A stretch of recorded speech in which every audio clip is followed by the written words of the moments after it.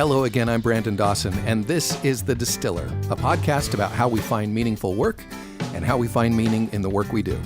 Today's guest is Corben Bone. Corben is a professional soccer player, or football player for those of you in the know. He's a midfielder in his third season with FC Cincinnati. FC Cincinnati is one of the best stories, frankly, in American sports right now. The team, FC Cincinnati Football Club Cincinnati, or FCC, started in 2016 and immediately broke all attendance records for the league. The USL, the United Soccer League, is an up-and-coming league. In the past, it's widely been considered to be kind of a feeder league to America's top pro league, which is the MLS. Corben has been a big part of the Cincinnati team's success, and this season is so far proving to be his best ever as a pro. As you'll hear, that's kind of been a long time coming. Corben and I met at the Red Tree Gallery and Cafe in Cincinnati's Oakley neighborhood. Red Tree is a really welcoming space, excellent coffee, which is important to Corben. He's a big coffee guy. And on a typical Friday morning, Red Tree is absolutely packed with people. It's full of freelancers, off-site meetings, play dates, and on this Friday, podcasters. We grabbed one of the big tables in kind of the isolated front nook at Red Tree, and Corben and I sat down to talk about what happens when your childhood play becomes your profession. Seriously, it's a cliche, but it's a pretty unique situation to be in. What is it like when the thing you've done for all your life becomes your livelihood? Corben was really open about the arduous process of getting to where he is now. That involved the disappointment of being one of the most hyped players in college, only to see that fizzle even as his pro dreams came true. It was a reminder that even people who seem to live kind of a charmed life have gone through some pretty significant challenges. We also talked about the role that sports plays in our culture and what a powerful metaphor it can be for the questions we workaday people face in pursuit of our dreams. Corben, as you'll hear, is a really thoughtful guy, and I can't thank him enough for his candor, his honesty. It made for a great discussion that I'm sure you're going to enjoy. So let's get into it. Here it is, episode 12 of the Distiller podcast with Corben Bone. We're going to get into a lot of discussion around what you do, but I want to build a little bit of context, first of all, just for who you are. Okay. So give us your brief bio. Where are you from? Okay, I was born in Tulsa, Oklahoma, actually, and then moved shortly after that to Plano, Texas, and that's where I grew up. Okay. Grew up there playing soccer, sports, basketball, baseball, the whole... All of it. And, my dad is a huge athlete, and he played football, and the only sport I didn't play was football, and that was because of my mom. Oh, really? She was like, yeah, you're not playing football. Didn't want you with head injuries. Yeah, which with my size was probably a good idea. Wow. So, but yeah, I grew up playing all those sports, and I had a great childhood, super fun, and we traveled a ton of places for club. Mm-hmm. And I really, really enjoyed it. And that's kind of when I started to fall in love with soccer. And from that point, just kind of built that, love and passion and sacrifice for the game. And which eventually kind of led me to college. Right. Look, when did you, as a kid, when did you think you might actually be pretty good at this? So, yeah, I knew I was okay. So there was like a big club team in my age, mm-hmm. where like if you were the best player in your region, you went to that club team. Okay. The coach was like the best. Select he was or like elite this, or whatever it was. Yeah, he was like this elite figure that you always heard on the weekends yelling at his players because he was like the guy. So you're like, oh man, I wonder what it's like to play for that guy. Right. So one year I played for a club team, and then at the end of that year, he recruited me, and he was like, hey, listen, I've seen you play. I think you're one of the better guys in our area, and I want you to come play for our team because I think it's going to benefit you in the future. Cool. This guy was that the sell, or was it's going to benefit us immediately to have you on the team? That was probably the sell to me, but to everyone else, it was like, yeah, we got to get this guy on our team. Hopefully, Yeah. But and to this day, he's still a huge mentor of mine, and a big reason why I am here right now talking to you as an FC Cincinnati player. How old were you then? I was that was probably 11. Okay. 12. Yeah. So, so yeah, he basically recruited me, and I got on that team the next year, mm-hmm. and really ever since that moment, I kind of blossomed as a soccer player. Did that sort of like take precedence over the other sports then? Yeah, at that point, yeah. So it's funny, at the time in high school, it's all different now, which is crazy to me. But in high school, you could play club soccer and high school soccer. Right. And I also, so my favorite sport is basketball, actually. Really? And I played in high school. Okay. And so I was like, I'm playing basketball in high school. I don't care what anyone says. I'm going to do it. And so I had this like trio of, I had club soccer, high school basketball, high school soccer. So my schedule was crazy and whatnot. But so I would play club soccer, obviously, and practice in the evenings and play on the weekends. But I played high school, but I never practiced. I only played in games because I played in high school basketball. And it was like my favorite thing in the world. Did your teammates hate you? A little bit, yeah. Especially because they're like, putting in the work and yeah, you're just exactly. up. I'm like not practicing it, Yeah. but so yeah, that was fun for me because I loved basketball. But then eventually it got to a point where okay, soccer is going to take me to university and on a scholarship and whatnot. So I have to quit this basketball thing because I'm 5'9" and 150 pounds. So and that growth spurt just it just didn't hit. It hit when I was like 12, and then that was about it. So yeah, I stopped playing basketball and pursued soccer as a gateway into getting a scholarship to a university. So as a teenager, you're playing soccer, you're seeing this happening. Yeah. When do you? Because I feel like this is all part of the development into who you are right now. Right. When do you get a sense in high school? Maybe it's not just a pipe dream that I could actually play in college. When do you start getting scouted? recruited. Yeah, when you start getting recruited. When you start getting letters 15, in the mail. 16? Yeah, 15, 16. It happened my sophomore year. So I was actually committed my junior year of high school. Wow. Already. And so, yeah, once the recruiting letters started coming in and the actual coaches were coming to watch the tournaments that I was playing in and I was talking to them face to face, I started to get very real. And then, I started taking visits and that was such a great time in my life, man. I was actually in Portugal with the U17 national team. Good grief. Flew back to Jersey.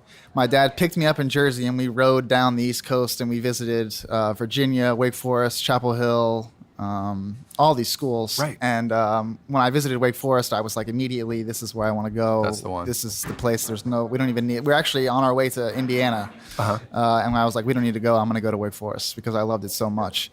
And for some reason, I don't know why, it was the allure of the team, and I'm more of a kind of an introverted, small type of person or venue or like small groups, and it's a very small school. It's like 300,000 undergrad. Right on. And it was just my vibe. Okay. And the coach was fantastic. So you were all in your 16, 17? 16, 17. So yeah, at that point, I was like, well, we're gonna commit to Wake Forest. So I committed to Wake Forest, and then just had fun my senior year. So how does the game change? First of all, how does the game change when you go from high school to college? What are the main changes in your life? Is it just I've been playing already internationally and I've been traveling all over the United States, so it's not that much different. It's just a little, not really though. It's still different than that because those tournaments are more like vacation. To be honest, you're there for 6 days. It's fun. You're in like a foreign country you've never been, and you're meeting new people and this kind of stuff. So it's almost like a little camp. Yeah, they call it camps. That's so when you go to college, it becomes. It's similar, and I'm sure to what like every other student goes. It's like it's the first time away from home, but this is the first time where I'm practicing soccer every day. I have to perform every day to get on the field, and there's kind of a new sense of respect I have for the game because, and for people playing the game because now I'm a freshman playing against seniors who are trying to get to that next level. Right. Was there a big step up in quality? I mean, did you go from being big fish in a small pond to all of a sudden being, oh God, I got to step it up? Oh, for sure. Yeah, definitely. Yeah. There's a big step. And honestly, I think there is a big step in each kind of next level in club, college, pros, whatever. And there should be, obviously. It was definitely new to me. I think the physicality was the big thing for me. College athletes, in college, there's a lot of teams put heavy emphasis on lifting, so the athletes become stronger and bigger, and so that's a big change. I think for me was like seeing the actual physique of guys, like their athletic ability. In those 4 years, you change a lot. Oh yeah, the seniors in college versus the freshmen 100%. Coming in. Yeah. And to be fair, I got lucky because I'm a big fan of, you learn by getting thrown into it and really just practicing, and so I started as a freshman. And wow. That's why, and we actually won the national championship my freshman year. And so that year I learned a ton about the game and like how to play against guys who were that big and that fast. Yep. Because I was, 18, Right. and guys were even redshirt seniors, whatever. They were older, and they had experience that I hadn't had. Guys with full beards, guys smoking a pack a day. Exactly. Yeah. They're spitting dip out on the field and whatnot. No,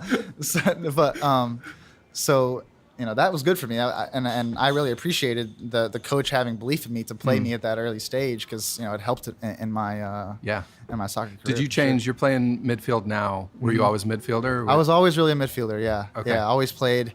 So we played kind of like a 4-4-2 diamond in college. Okay.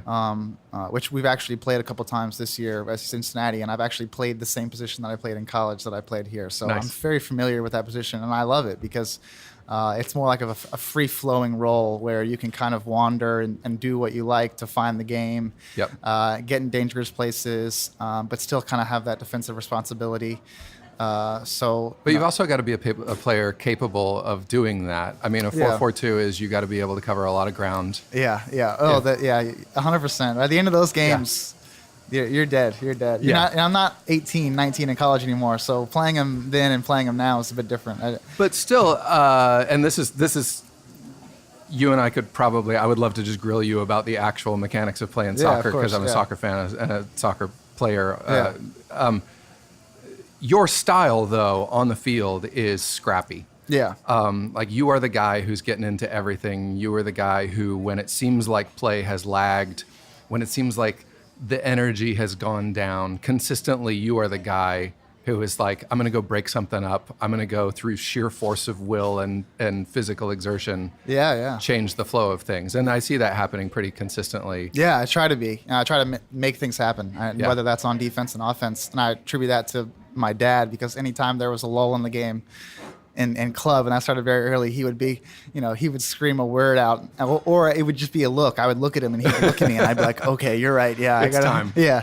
So I still have those thoughts in my head, but it's ingrained in me now, so I do it without, Right on. But yeah. And doing pretty well. 2 goals so far this season. Yeah. A really pretty header against Ottawa. Yeah, it's the first. I posted an Instagram photo, and I said it was the first and last header goal of my career, because I don't score headers a lot, but I was pretty happy with that one, to be fair. Yeah, man.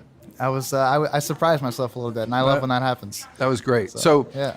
College soccer, you had a pretty illustrious career. I mean, you talked about winning the national championship as a freshman, a lot of awards, and I have the list of them here, but I mean, go down it. You were 2007 men's NCAA champion, 2007 Freshman of the Year award, 2008 All-American, all-time single-season assist record, Mac Harmon Trophy finalist, ACC Offensive Player of the Year in 2009, and a Dean's List honoree. You were actually studying and going to school at the same time. Yeah.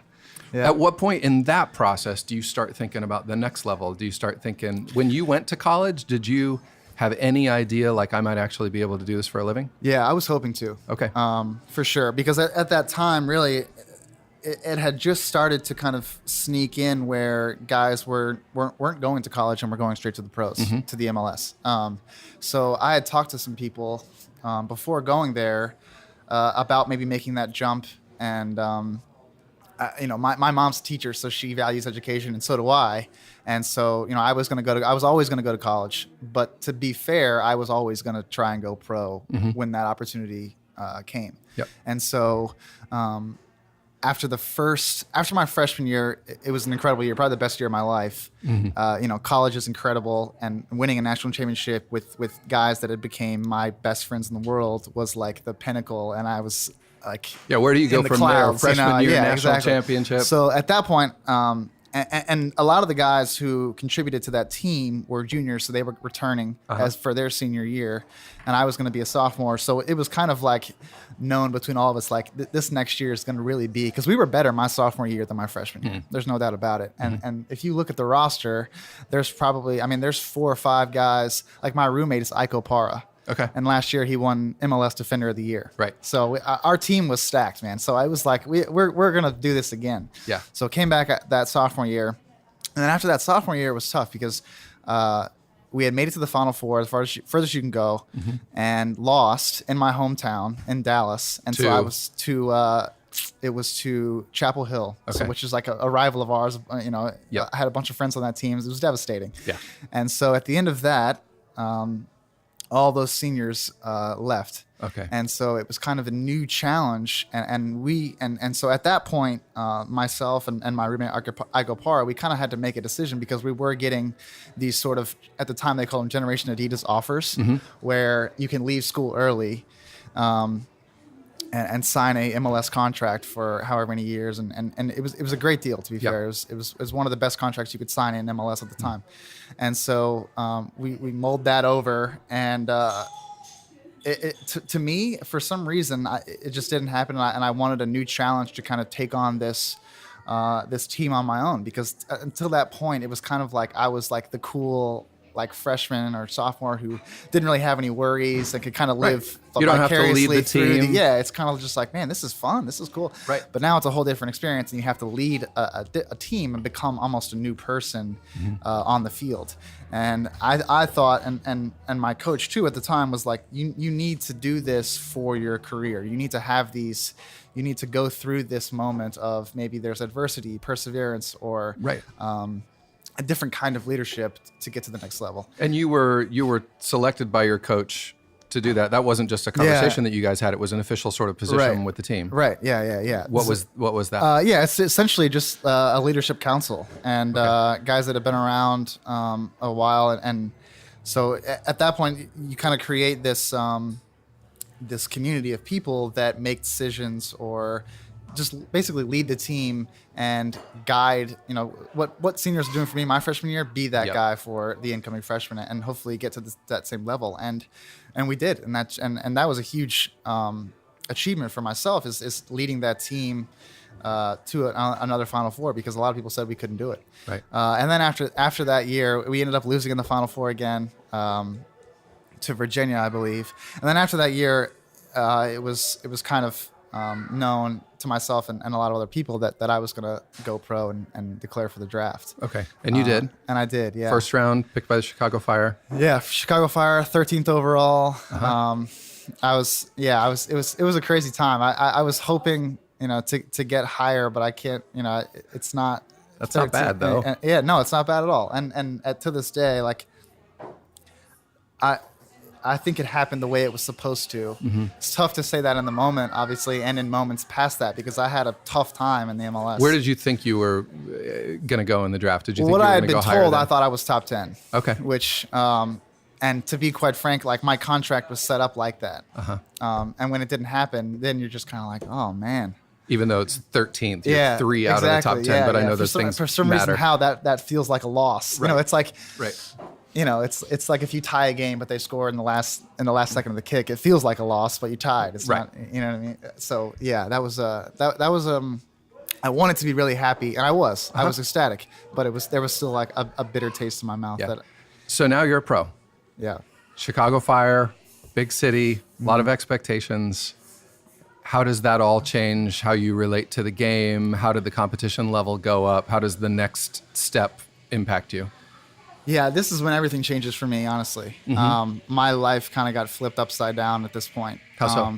Because up to this point, I've always kind of been the guy, kind of like the best player on my team growing up. And then in college, I got all these awards and signed the Generation Adidas contract. So I was supposed to be a person that steps into the league, contributes, and is takes doing over. well. Yeah. And so in my eyes, I'm like, oh yeah, this is gonna happen, man. This is gonna be great. Right.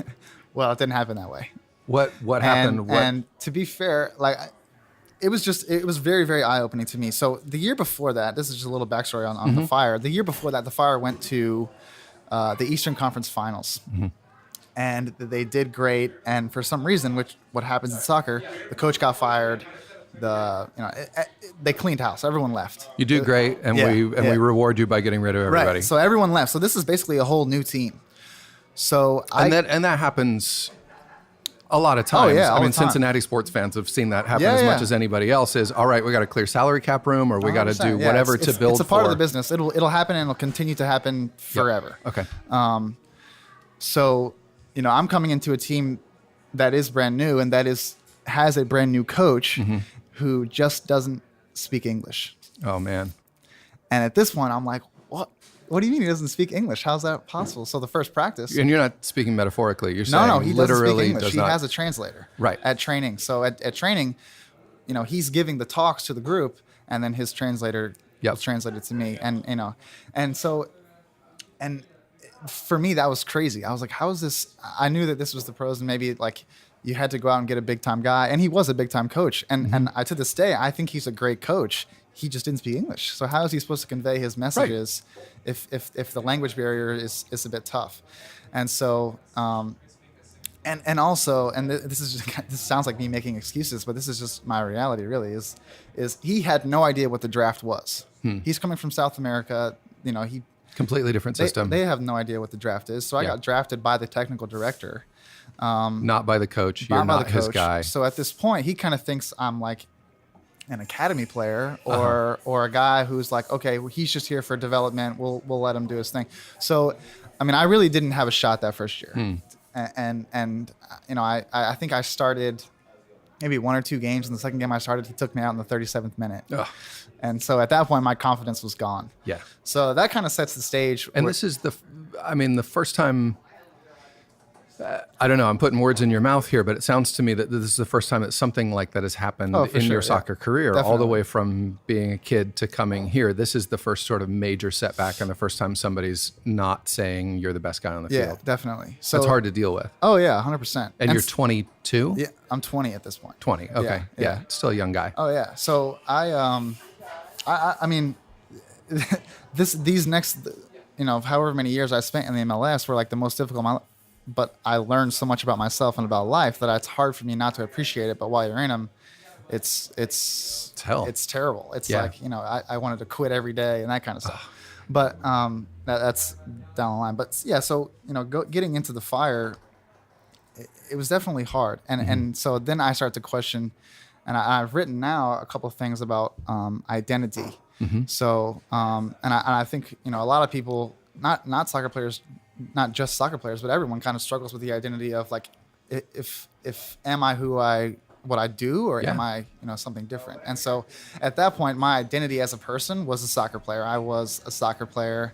That was who I was introduced as. That was my life. That was what I gave the world, was soccer. And so at this point, it got so bad to where a point I was questioning what I could give to the world if I couldn't play soccer anymore. Right. So that was hard for me, having those years in Chicago. And to be fair, it was kind of like a contradiction because soccer was going terribly, but I was loving life because I was living in Chicago. Yeah. I just met a ton of new people who became some of my best friends in the world in this beautiful city. And which was crazy to me because I had spent so long in my life loving soccer and it was my passion, and I would almost dread going to practice in the morning because it was so hard for me. I couldn't fathom. Were you considering quitting? Oh yeah. You thinking this might be the end? 100%. Wow. Yeah. To be fair, I feel like I've been saying that a lot. I only kept playing because of the contract that I signed. I signed a 3-year guaranteed contract. So, I mean, in my mind, by the second year, I was like, okay, I'm just going to play out this next year. Yeah. I'll figure out what I'm going to do, and then we'll go from there. That's rough. It was crazy. Yeah, honestly, because you spend your whole life doing soccer, and then, you complete that dream by turning into your work. Now I'm making money playing a game. Yeah. So then that's another contradiction. Is like, man, this is my dream. I'm getting paid to play soccer, but if I hate it, why am I doing it? But then you'll have one good day and you'll be like, you know what? I knew I loved this game. you make one good play. It's like playing golf. You hit one good shot and all of a sudden you think you're a massive, a huge golfer. But so that was what I struggled with. I ping-ponged those ideas back and forth so often for those 4 years because I eventually re-signed for an extra year. Right. And that's a whole different story. But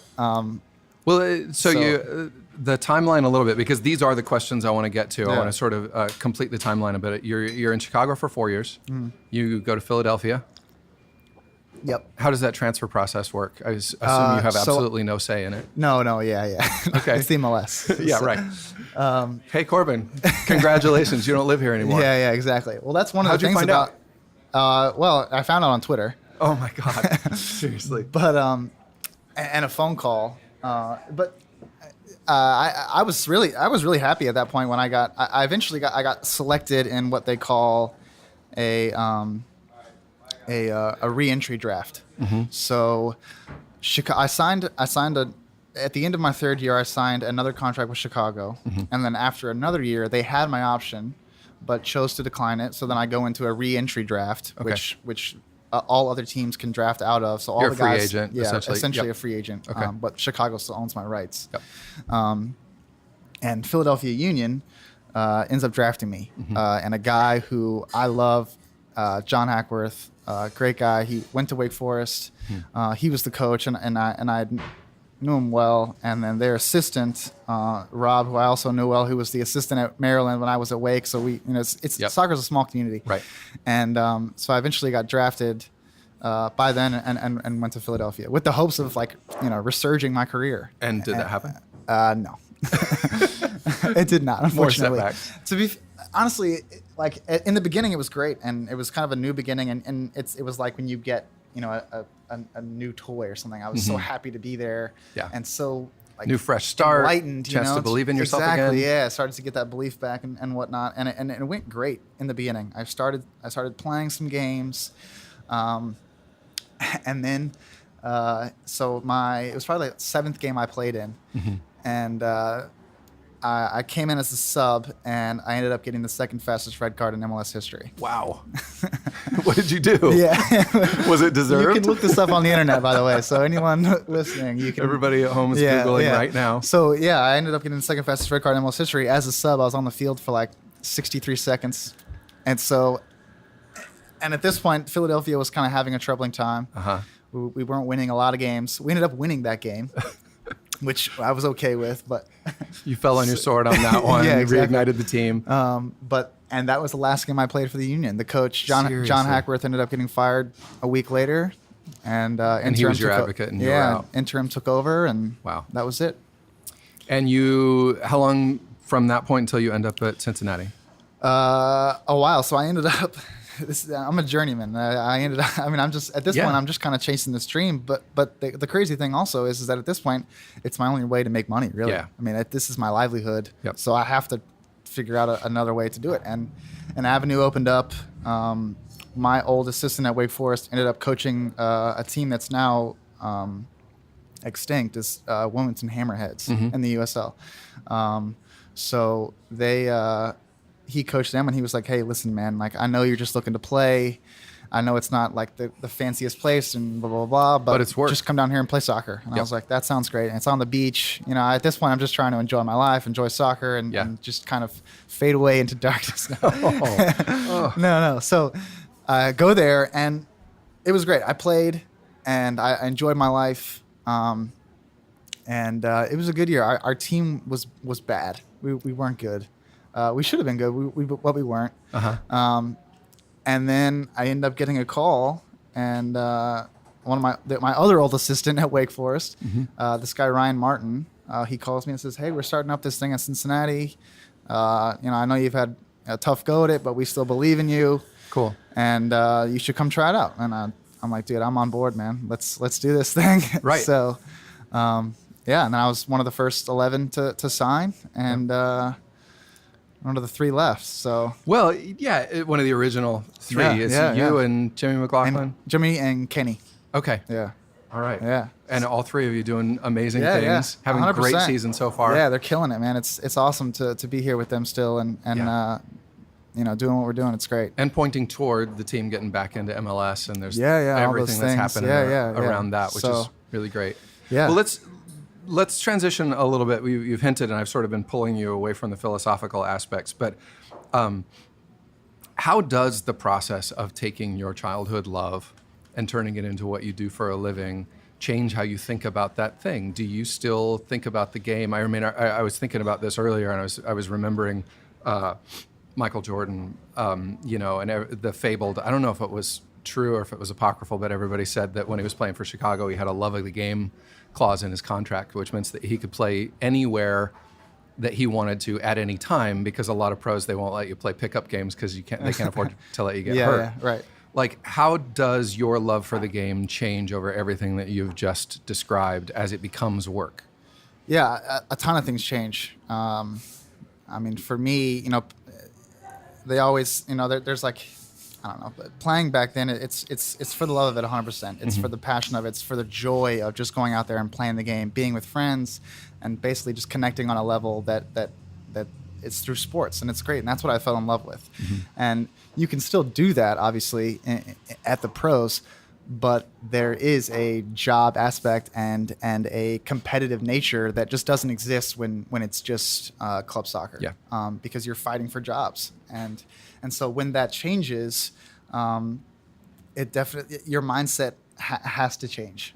Because if it doesn't, then you might not survive. I mean, right. Really, you have to have this selfishness about you that propels you into that kind of like killer instinct where, okay, this is, I'm a part of a team, but this is how I'm providing for my family. Yep. And even that aspect changed it for me. As soon as I had a kid and a wife, and now we have a house, it's like I have to provide for those things. I have to be able to keep those things around for my family. Yep. So I think that's the biggest thing is the money and the livelihood, and money.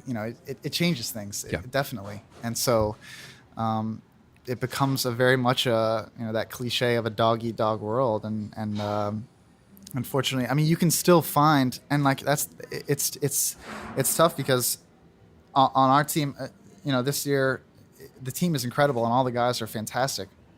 And when you reach that level of like, you can still have that competitive, but also compassion, it's a great blend. And those end up being the great teams, is when you can have that competitiveness and compassion built in, and you end up making each other better. And it's right. hard to find. Yep. It really is. And so I've only been on a few teams, and that team at Wake Forest was one of them.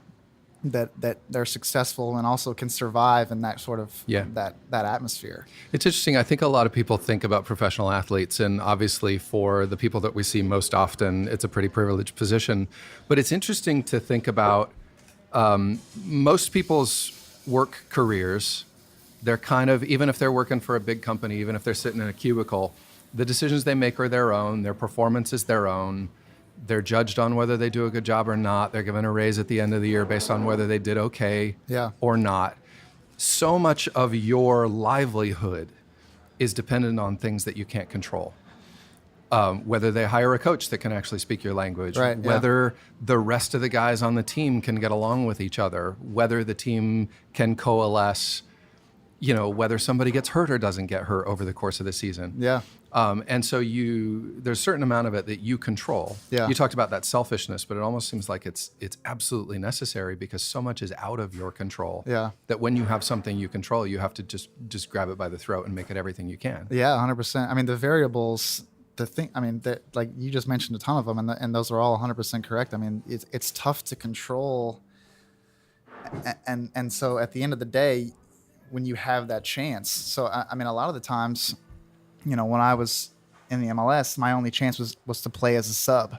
So and it's hard because you end up wanting to like, okay, I'm going to go on the field and I'm going to score immediately, but then you end up playing poorly because you have that in your head. Just trying and you're too like, hard. Yeah, exactly. So I think you have to find that balance of, okay, I'm gonna do the right thing, but I'm also gonna definitely show my quality as a player, because this is how this is my play is how I get chosen, and that's how I succeed as a soccer player. Yep. And so, I mean, a lot of those things you can't control, of course, and there's always going to be those variables where maybe the coach likes this guy, he has a previous relationship with him, and he likes you a bit better, and he's going to play him over you.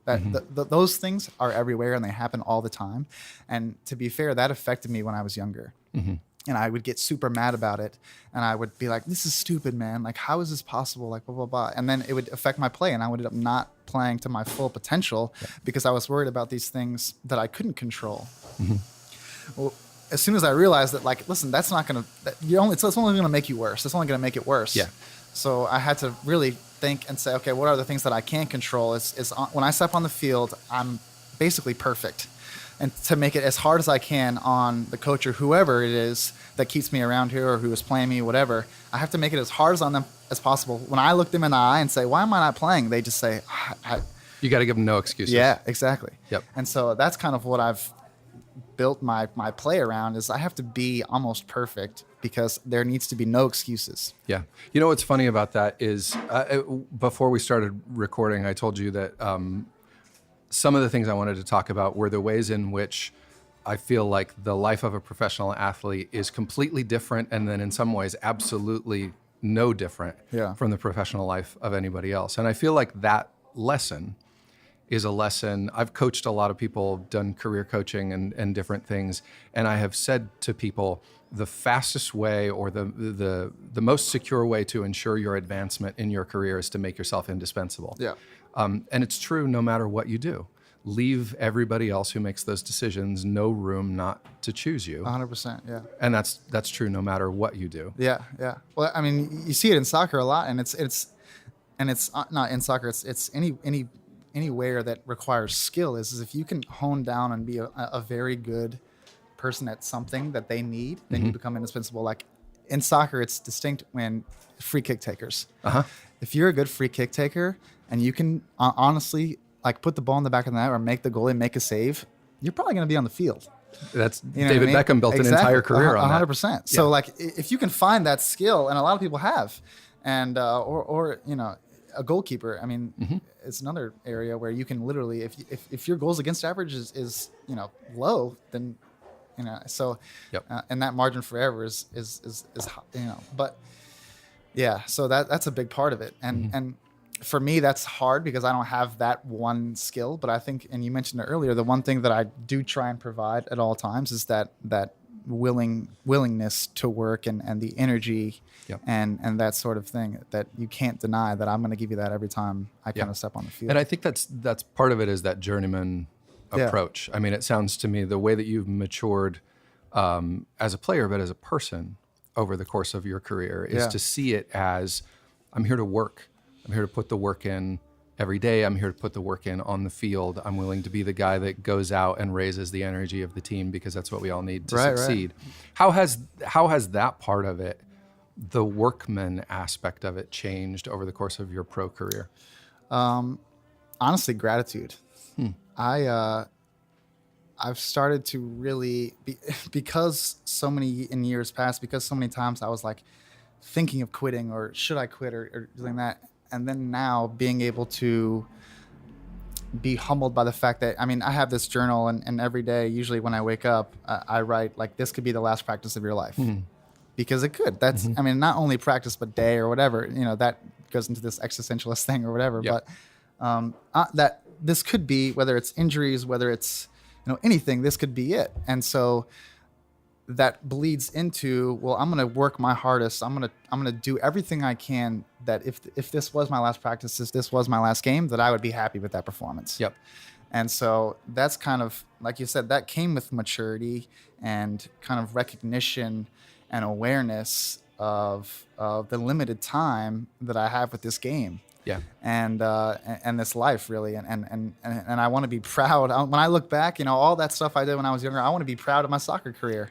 And so that kind of bleeds into all those. Man, this could be it. This could be the last one of the day. This, you know, this next one that I have, this could be it. So I want to make sure that it's, and so working that hard to be proud of that. That's a big thing that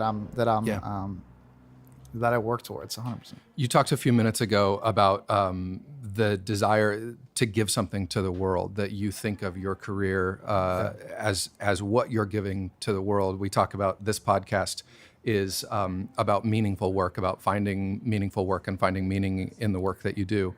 Where does that desire come from for you? Because you're obviously, even in the way that you're talking about it right now, you've matured into a position of thinking about this in a larger way, and thinking about it in terms of how this is meaningful to you beyond whether or not you score on Saturday night. 100%. I think for me, I've kind of learned and taken in this idea that the mental side of the game is so much greater, for me at least, than I guess I shouldn't say that. Practicing, and as a youth player, practicing and really honing on your skills is important. But when you get to a certain point, the mental capability or capacity of a person is where you're going to succeed for me. And that's where the game changed. And so for me, I've tried, and I've started to do this now, and I'm a big advocate of it, is the mental side of the game and the mental ups and downs that you can deal with throughout a career, and how that kind of can make or break you 100%. Yeah. And so one of the big things is, I did this speech the other day, and I did 3 takeaways, and one of the takeaways was overthinking. And this applies to soccer and everything, really. Is I went down this path for a long time of overthinking, where if I made one bad pass, I go down this rabbit hole of, oh man, you made one bad pass. If you make another bad pass, everyone's going to think you're bad. They're going to take you off the field. Yep. Then you're not going to play the next game. Then your career is going to be over. That's just classic overthinking. That's a slippery slope right there. 100%. Yeah. But that's the reality of overthinking, because usually it has a negative connotation. You're going to go and you're going to end up someplace that isn't a reality, but you're there now and you're thinking it. So you made it into something real. Yeah, you're willing yourself unintentionally into the place. And so when I realized, and the breakthrough for me was when I became aware of that, I could actually shut that down inside my head. So saying that, what I want to give to the world or show is that you can be a soccer player, but also think outside of the mistakes or the highs and lows of the soccer game. You can actually kind of play with a free-flowing mentality, and no matter what happens during the game, the outcome doesn't really matter. If you can think positively, it's still going to be positive in the end. So what I mean by that is, like, whether you make a bad pass or not, the next play, it only depends on when you get that last pass out of your head. So like every moment is new. Exactly. Every pass and is the for first me, one. that bleeds into living in the present moment, because you can't live in the past, you can't live in the future. If you live in the present moment, then you're going to be the best player you are at that moment, because you are. And that was super hard to get to for me. And how did that happen? It took me a long time. Who made you aware of that? How did you? Honestly, you talk about a shift. Yeah, it was just it was a self-discovery in a way. I started getting into reading, and so I started reading like self-help books, if you will, and trying to learn about the mind and the human body, really. And at that point, I got into stuff where, like, wow, your mind's a powerful thing. And then I applied it to the soccer field, and I ended up becoming a better player, because I could play, free-flowingly. I could play without fear, that kind of thing. I think. And one of the best books I read for this, it's not even applicable. Well, there's a ton of books that I could that I read, but you can give us your reading list, and we'll put it on the website after the fact. I would love to see the stuff that's really been meaningful to you. Yeah. One it's called Deep, and it's about freediving. It's by this guy James Nestor, and basically it's about the human capability to go beyond what we think we can do. And so it's about using your mind and creating your reality through, like, not necessarily positive thinking, but just awareness, knowing. And so he goes into like these crazy, freediving is a crazy sport. And I love it so much, because it's basically just letting go and humbling yourself into the ocean, which is like this crazy thing, and realizing, you're here now, living in the present moment, being aware of who you are, and self-discovery and that kind of stuff. Those are all those principles are inside that book. And so when I went down that path, it honestly made me a better soccer player. How did that change how you train every day? Yeah, it's the same way. I mean, sometimes you go into training, you're like, oh man, I'm not really feeling it right now. I don't know. But those are the days that you end up taking off and regretting, because then you leave practice. You lose in a small-sided game, and then you leave practice and you're pissed off. So then it ruins your day. So then when I go home and see my kid, I'm not smiling. I'm like, oh man, you know what I mean? I'm not in the moment. I'm thinking about that 6v6 game that I lost because I was lazy, and that kind of thing. So, and getting insecure about what that's going to mean for your play on exactly, Saturday. Yeah. It's that domino effect of those thoughts. Just because you went into training with sort of a bad attitude, or maybe a little bit lazy, then it becomes this thing that ruins your day and could ruin your weekend. But I feel like some of these parallels are obvious. Some of them are surprising. I think do you find that within the community of players that you're in right now, do a lot of guys think about the game this way? I think you're starting to. To be honest with you, I don't have a lot of these conversations with the guys on the team, and I don't know. It's tough to find out who wants to have them and who doesn't. You know, it's tough to just break into those conversations. And I've tried, and a few guys. You're in the not past, passing books around in the locker room. You know what I mean? Yeah, like I'm not just like my locker buddy's not next to me, and I'm like, man, do you feel like you're in the present moment right now? But it is something I know that everyone thinks about. And so you see guys now trying to get that word out. Like Kevin Love just did this thing on Players Tribune about mental awareness and mental health. It's definitely out there. It's stuff that guys want to learn about. And I think I'm a big advocate of that will take guys to the next level. Yeah, 100%. If you can get your mental game and your physical game at this equilibrium, then you will be so much better as a player and as a person, and I think those coincide. I mean, honestly, the more aware I become and the more kind of seeker of that I've become a better player. Yep, for sure. Yeah, and I mean the rise of sports psychology just as a field of study over the last 10, 20 years bears that out. A lot of people are paying more attention to that. Do you have practices outside? I mean, how many hours a day do you spend training? Not maybe like 4 or 5. How many days a week?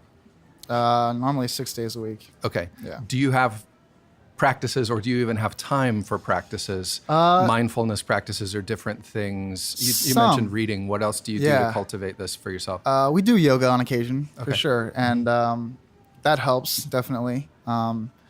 Yoga's one of those things that I don't do enough. I always say, man, every time I do it, I'm like, man, I should do this more. And then, join the crowd. Life happens, and then you end up not doing it. But reading is a big part of that. And then, honestly, I love writing. Writing is like a form of therapy for me, or getting my thoughts out, and then I can kind of think deeply. But a big part of this for me, and a reason why I love having these conversations is having those conversations. That pulls it out of me, and finding guys and friends who I can have those sort of conversations with is sort of like getting to the bottom of those topics and figuring out more about what's inside of each of us from a mental standpoint, and how we can achieve things through that. And finding those friends, I don't want to say it's difficult, but it's rare, I think. I don't have a ton of those people, but so those conversations that I have really helped, and I'm hoping that eventually we can get to a point where, like you said, teammates are having those conversations, maybe not in like a structured way, but just because it's part of the game. Yeah, but I don't know. One of the fields of questions I want to ask you about is sort of the difference between like USL and MLS and sort of what you guys have access to in the United States. But I know that a lot of teams at the higher levels within the NFL and within Major League Baseball can bring those people in and facilitate those processes. I don't know if that's anything that's happening within soccer at all in the States, or whether it's something that like MLS teams are providing that the USL doesn't have access to yet. Yeah, I'm not sure. I don't know. It's not happening, obviously, for FC Cincinnati. Not right now. Yeah, I don't. Who knows? Maybe in the future it will. Yep. And maybe it'll be you. Maybe. I would love to be. Honestly, I had these conversations. I'm like, man, you should maybe think about doing that. And I'm like, oh, that'd be great. I'd have to learn a lot more. But But I mean, you've seen it in the past, definitely. I think the last World Cup, the biggest thing for me is Germany. They had a sports psychologist with them, and they said it was like the most beneficial tool that they had during that, because that's a hard thing to do. I mean, the World Cup is the biggest, event in the world. Yep. And for that amount of time to stay focused at a level at that, I mean, that you have to have some sort of tool to help you with that. Yep. I think, and so that was a big piece.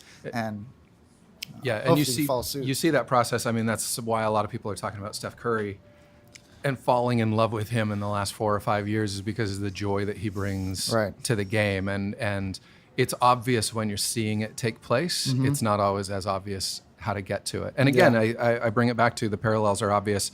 no matter what you do, if you can bring that level of freedom, if you can be your best self at every moment, if you're not worrying about the politics of the guy in the cubicle next to you or what the boss thinks about you, but you're just doing what you have to do and doing it as best you can, you're gonna be good at what you're doing. Yeah, and it's infectious too. Yeah. I mean, that's a big part about what the team aspect of soccer is. I think that attitude and that mindset is infectious. And if you build that within a team and it blooms, then you become this team that no matter what happens, you're going to succeed. I mean, that positivity is going to break through a lot of things that other teams might not. I mean, whether it's, if you're 2-0 down and you have to come back and win, or if you have 3 games in a week, or if you have an Open Cup game and stuff like that, the entire team is going to have to contribute no matter what. And if you're on the same page and no matter what happened previously or might happen in the future, that's going to set you up for success if you have that sort of mindset, I think. For sure. It's interesting. There's a lot of reasons to look at the impact that sports has on our culture, especially professional sports, in a negative way.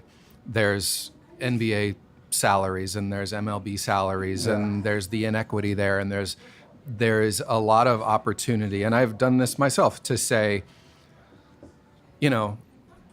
there are serious issues going on in the world. Like, why are 49,000 people gathering in a stadium to watch grown men play? Yeah. The answer is because nowhere is it more obvious about the lessons that we need to take into the rest of our life than to see them played out on the field.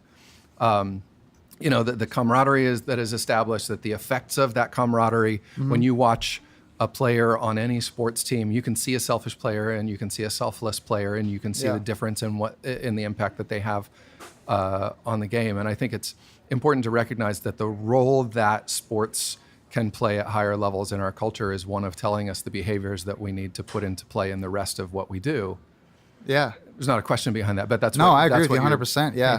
I mean, the togetherness, I think, is a huge part of that, throughout the world. And I think to apply that in the real world is massive, and it's not easy. No one said it's going to be easy, but to at least try, I think is a huge thing. And sports, I mean, it taught me that 100%.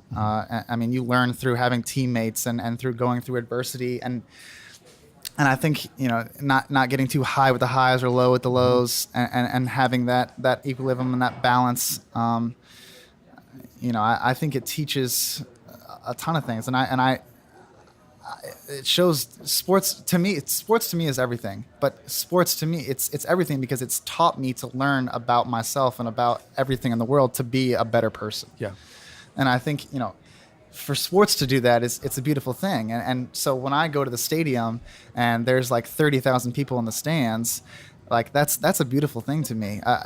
People want to come watch us play, so we want to give it back. You want that reciprocation. Yeah.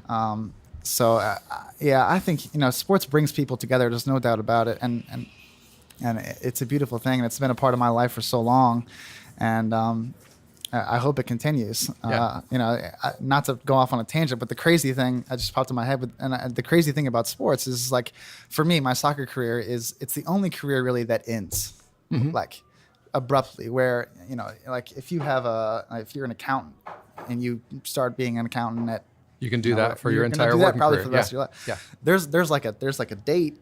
Yeah, I wanted to ask you about this. Yeah. Like, how do you deal with that? It's crazy. You can't do this until you're 65. Honestly, and you don't think about it, and then all of a sudden it's like here, and you're like, how is it now? It's over, right? And so now, and when you start to think about that, that's a big reason why I started to also think about the mental side of that, and applying these values and these attributes of sports and soccer to real life, because real life is right around the corner. Yeah. You know what I mean? And it's just a crazy concept to me that it just ends. Well, so what are you doing with that? Like, how is the work? How is the daily, conditioning and the training and the performance on the field? But how is the mental work preparing you for the inevitable end of your playing career? Yeah, it's tough. I think, first and foremost, you have to accept that it's going to end. Mm-hmm. I think that's the big thing. And for a long time, when you're young and you're in it and you're playing, you're like, oh man, I'm going to do this forever. When you're 21 and then you wake up and you're 29 and you're like, man, I have to get over the fact that, like, this isn't going to be forever anymore. Yeah. So, and I think the best thing you can do mentally is use all the tools that you got and use the experience through however far you went. If you learned about the business side of it, if you learned so much about the technical side of soccer that you want to be a coach, use that tool. Because and I was talking about the other day, I was like, literally, it's like I went to soccer college for 10 years. And so now that's the most knowledgeable topic I have. Right. You know what I mean? That's what I know most about. That's why a lot of players go into coaching or Exactly. commentating. 100%. And so, and for me, you know, I struggle with, is that what I want to do? Or do I want to accept kind of a new challenge and find myself a little bit more outside of soccer? So I'm struggling with that now. I mean, I'm trying to figure out, you know, what's the next step for me, and I'm trying to do that through writing. You know, I started that Corben's Corner thing where I try my hand at writing, if you will, and it's, for me, it's great because I can, you know, get stuff out on the page that I've wanted to for a long time. Right. But I can also figure out, hey, are people responding to this? Do they feel like they like this or whatever? Certainly seems like they are. Yeah, thus far. I like to think so. Yeah, and so, we'll link out to that as well from if Yeah. you're listening to this, go to the website and we'll link to all of this stuff. And where does that go? Like where do I take that? So how I don't know if this is an insensitive question to ask, but like you look at that horizon, how many years do you think you have left as a player? I mean, you know, fingers crossed. I'll answer it this injuries. way. No, of course, I'll play until I literally can't. So if I'll play until I literally can't anymore. For most soccer players, what does that end up being? Probably around 31, 32, 33, like low 30s, I think. You know, I was saying the other day, I like, if at the end of this year for me it ended, I would be bummed. I would be really, really sad. You're not ready to be done yet. No, but not for the purpose of, and I still love the game, but not for the purpose of me, like, oh man, like this is everything I've ever done. You know, I don't know what I'm going to do next. I wouldn't be sad because of that, but I would be sad because I literally think I kind of figured this out now, where I'm like, I'm in a good place. Now I know how to do this. Yeah, exactly. And I think, honestly, that's a lot of the times people say that 29 or what is your prime, but I think it's that because it's at like this pinnacle or this fruition of like your mental understanding and your physical understanding of the game. They meet at this point where they just click. And when you get on the field, you understand the game is almost second nature, but you still have these skills and you can still move fast enough because sometimes at 35, your mind says, run there. And then your body's like, ah. Oh, that's my Sunday morning game. Do this. Right. Nah, I don't think so. But at like around this age, they say it's, but I think that's the reason why is because you have those sort of those connections and that like compound of mental, physical. It's perfect right now. It's in the moment. So that would be, I think I'm in a great place as a person, as a player right now where it's, I feel like I'm in that flow state a lot of the times. Yeah. And if at the end of the day, if this season ended and that was it for me, I'd be like, man, I still had so much to give, I think. Well, I mean, judging from the energy you're putting out on the field, it doesn't look like your batteries are running out anytime soon. Right. I hope not.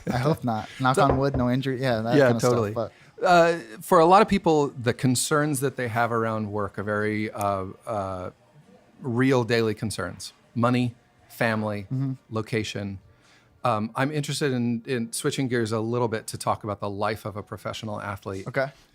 You have now, forget about college, you lived in Chicago, Philadelphia, Wilmington, now Cincinnati. You got a great thing here with a team that's developing, continuing to develop, and seems to have no future to that. So there's no reason to believe that you would be going anywhere anytime soon. But you've put down roots here.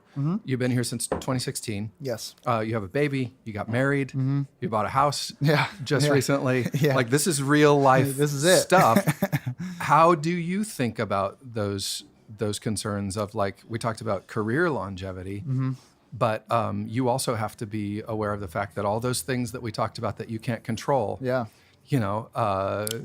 I mean, Carl Lindner changes his mind tomorrow or something like that. And it's like, it's true. What happens? Well, I mean, even that, or I think the biggest, and we're talking about the differences in the workplace with maybe soccer or what have you, any other job really is you know, the ability of the trade. I mean, you can get traded and have it. I mean, you can get traded in the morning. They say, hey, listen, we traded you find out on Twitter that you're moving to Philadelphia. Exactly. And you're like, well, okay, I'm going to pack my stuff in this van. And Right. So then Do you and your wife, have you had conversations about that? Like we have, and they're very real conversations. Yeah. She is a very successful tattoo artist in the city, and she's from here. She grew up here. So her clientele is based here, and she does really, really well. And she does amazing work. If you want to, we'll link to her Instagram account. Yeah. So she has a ton of awesome clients, and that's because it's in Cincinnati. Yeah. And she hasn't even been tattooing for that long, and she's become a great tattoo artist, and their shop is amazing. She's had great mentors in that shop, and so that's something you have to think about is moving. If she moves, she's not going to have the same clientele elsewhere. So those life stages become, or do I move myself? Do I go alone? And then do I? So those are very hard questions, but real questions to ask. And so I used to have. When I played for a long time, I was single a lot of that throughout that because of that, not fear, but because of that realization that I could be in a new city tomorrow. Yep. And so my kind of like end game, and this goes back into the time where I was thinking, man, like maybe should I keep playing? Should I stop or whatever? But I always had this idea in my head that at the end of this career, I would be okay because I could go figure it out somewhere. I'm going to go to like, wherever. Because I'm a big fan of like Jack Kerouac and On the Road. Yeah. So he just kind of like you can sling your bag over your shoulder. And I'm move gonna on go to the figure next this thing. out, man. Yeah, so that's a lot more difficult. When you got a little exactly. One running So around. life changes. So now, and which I'm so happy about because I have this beautiful boy and a beautiful wife, and my family's amazing. But my circumstances have changed a little bit, so now I have to figure it out a little bit different way. But that's life. That's what happens. And so.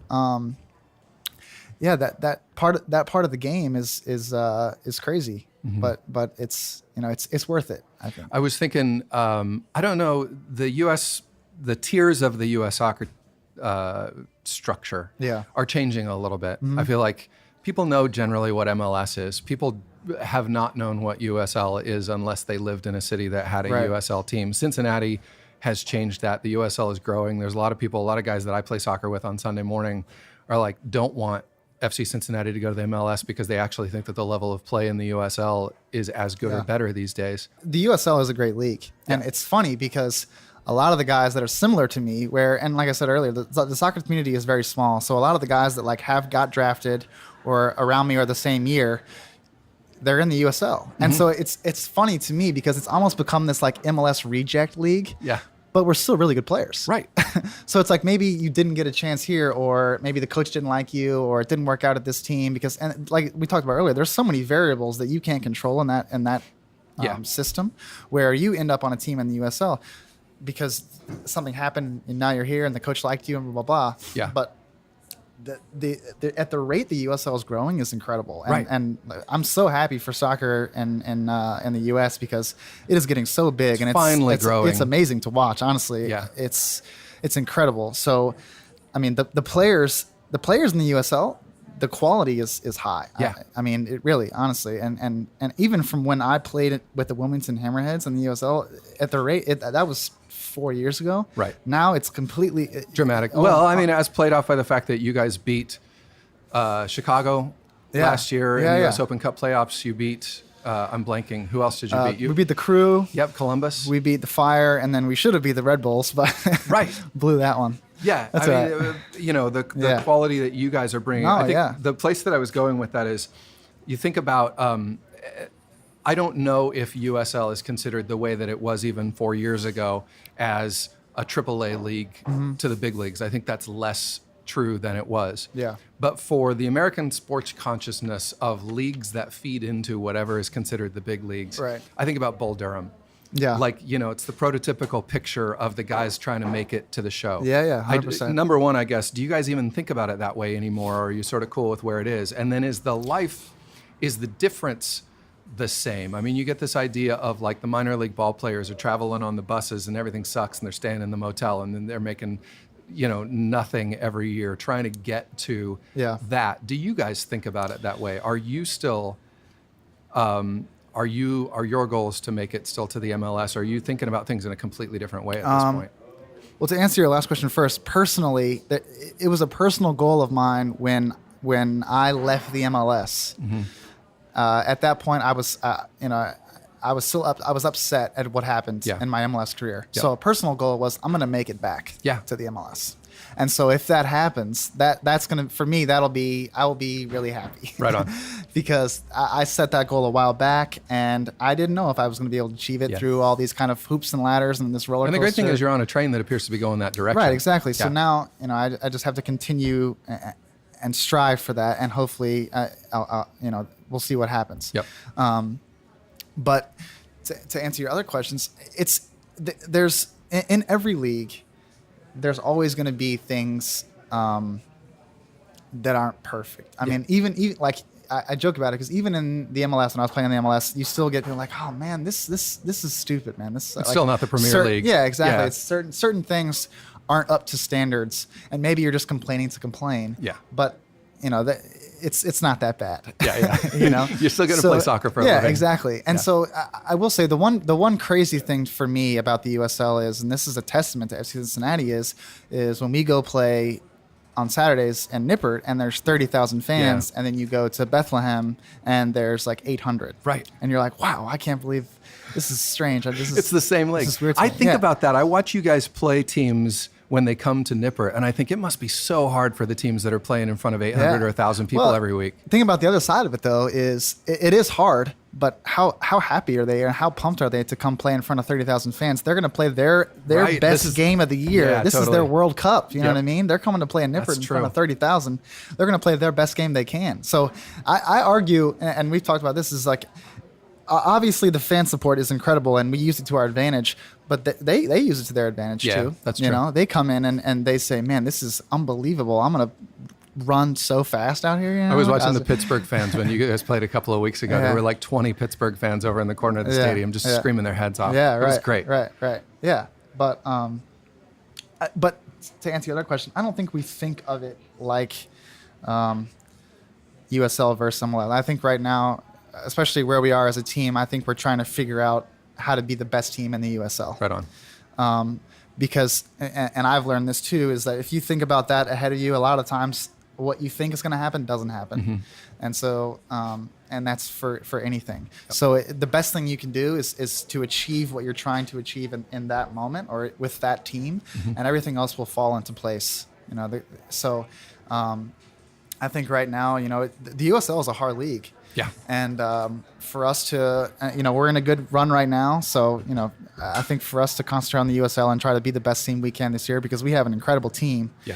And we can only get better. And I think we're going to, as we do get better, we're going to surprise people and say, wow, this team, like you said, could compete in the MLS. Yeah. Or, the level here is just as high as the MLS. We can do it. So, which, for us to win and do those things, that only helps our cause. Right. Yeah, I know that the team made a lot of changes in the off season. It's like, what are we, 4 or 5 games into the season thus far? Yeah, 5. We're talking in early May. Watching this team come together with all the new guys that you've got is going to be really fun. Yeah. This season, I sit with a group of people that we've all had season tickets since the team started, and sort of like watching. Who did they bring in? Who you paying attention to? Right. Watching that team together is going to be a lot of fun. Last question for you, because I think we got to let you get to. It's just about time for training. What are your goals right now for this season and for the future? What do you have out there that you're looking for? I mentioned it before. My goal this year it was definitely to be more present, to be in the moment more, because there's so many things happening in my life now that I have to appreciate because they're gonna go by. So even the 7-month-old, every day he changes. So I have to be there, in the moment and not worry about other things. And then for soccer wise, long term is to play at the highest level I can for as long as I can. Yep. And that means taking care of my body. That means taking care of my mind. That means when I go on the field to make sure that I'm proud of each time I would put on the jersey or put on the practice uniform, and to make it as hard as I can for anyone, for myself included, to stop playing this game. Yeah. And so those are my long-term goals, and honestly, just to enjoy life. I think when I'm positive and enjoying life and in a mindset where nothing can really, I'm free of the fears of the world, really. Mm-hmm. I enjoy life more, and I do everything better. I play soccer better. I am just a better person. So, I think those are my kind of, I want to be in the present moment and live my life kind of everywhere I am. I want to be there fully. Yeah. Really. Good goals. Good things to strive for. Yes. No matter what we do. Of course. Corben, thanks so much for taking the time. Thank you. It's been a real joy to talk to you and Thank get you. insight into what you're doing and how you're approaching it. Thanks Likewise. for spending an hour with us. Of course. Thank you. This episode of the Distiller Podcast was recorded live at Red Tree Art Gallery and Coffee Shop at 3210 Madison Road in Cincinnati, Ohio. Thanks again to FC Cincinnati's Corben Bone for joining us on the show. Corben's amazing season continues. The day after we spoke, he scored his 4th goal in 4 straight games as FC Cincinnati beat Atlanta 5-2. So we take a little credit for that good energy. You can learn more about Corben and FC Cincinnati on our website. We link to their web and social media pages. And as promised, we also have Corben's inspirational reading list. Check it out. And you can even see some of his wife Annie's beautiful tattoo work as well. Find all of that plus links to Red Tree Gallery and Cafe at thedistillerpodcast.com. The Distiller is produced, recorded, and hosted by me, Brandon Dawson, with co-production and booking from Terry Heist. Our show is mixed and edited by Justin Golden. Photography is by Kyle Wolf. Our logo was designed by Scott Ryan, and our videos are by Mike Helm of Minute Moments Productions. You can find The Distiller on Apple Podcasts, Spotify, Google Play, Stitcher, and TuneIn. And you can also now find The Distiller on YouTube, where we have closed caption versions of all of our audio podcasts for the hearing impaired. Please subscribe wherever you listen to be notified when new episodes are released. And if you like what you hear, please do rate or review The Distiller wherever you find us, because that helps others to do so as well. Don't forget, you can download episodes, you can find more information, including links, photos of the guests, and a map of all the places we've recorded the show. And of course, get in touch with us at thedistillerpodcast.com, or you can send us an email to mail@thedistillerpodcast.com. Whether you want to suggest people you think should be on the show to talk about their search for meaningful work, somewhere we should record the show, or something interesting we should drink while doing it, and whether by email, on the website, or on Facebook, Twitter, and Instagram, we'd love to hear from you. So until next time, thanks for listening. Bye-bye.